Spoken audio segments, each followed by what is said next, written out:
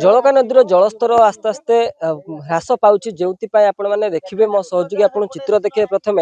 जो उट्रा पंचायत रही से पंचायत जो चाष जमी विशेषकर रही से चाष जमी बर्तमान संपूर्ण बुड़ी जाइए आपण मैंने जानी आम कि चाषी मैंने अच्छा सहित आलोचना करने चाहिए आपड़ केते हेक्टर चाष करते केमती सब आप जो पचा धान सब धरती केते सब क्षति 3 एकर चाष करथिले आपण 2 एकर खंड रोही देइतिलु सब खेती हो जाइए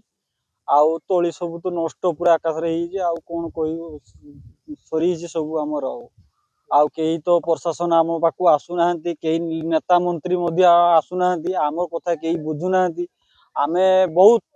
दौड़ी दौड़िलु केही आम कथा सुनु नाहंती आमे लोन करिके आम चाष करथुलु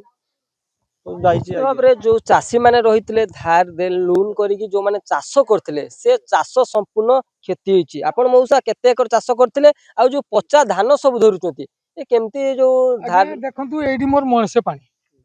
ये आम नदी रु पानी निष्कासन रास्ता टोटाली नहीं 20टा पंचायत पानी मयूरभंज पाखु पानी आसिक आम आम गहिर पशुची जहाँकि आम हूँ भाग चषा 7 एकर जमी मुझे रुई देती पोजिशन यही आ सब पची जाइए तोली भी जाइए 3 एकर तोली भी चलीगला एगुड़ा हबार प्रश्न ना बर्तमान आम भांगी पड़चु ये पानी निष्कासन ना निश्चित भाव जो जलका नदी में बन्या पानी आसला पानी निष्कासन होना से लोकंर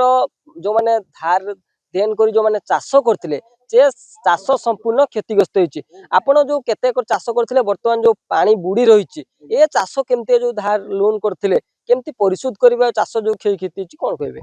आज्ञा माने 3 एकर 4 एकर तो चाष करथिली संपूर्ण भावे क्षतिग्रस्त एवं एपर्यंत कौन प्रशासन आम पाखे पहुँची पारना आज माने कंटिन्यू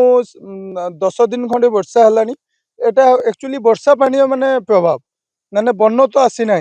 बन आसले तो आहरी बहुत किसी माने क्षयक्षति हो पारता तो वर्षा पानी ये अवस्था तो भावतु जदि सुवर्णरेखा आसता तो कौन माने आहरी कौन क्षति होता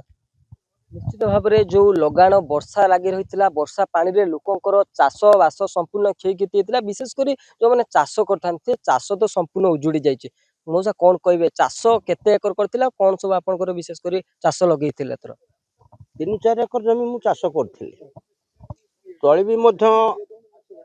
तली चली जाइए 3 एकर खंड जमी चाष करथिली ना रुई देइथिली रुआ भी चली जाइए पानी कौन प्रकार निष्कासन हो पारुनी घर आम टोटाली बाहरी पारुनु तेणु लोन गंडा करी चाष आमर सोसाइटी लोन आनी 3-4 एकर तो बर्तमान आमर संपूर्ण चाष चली जाइए तो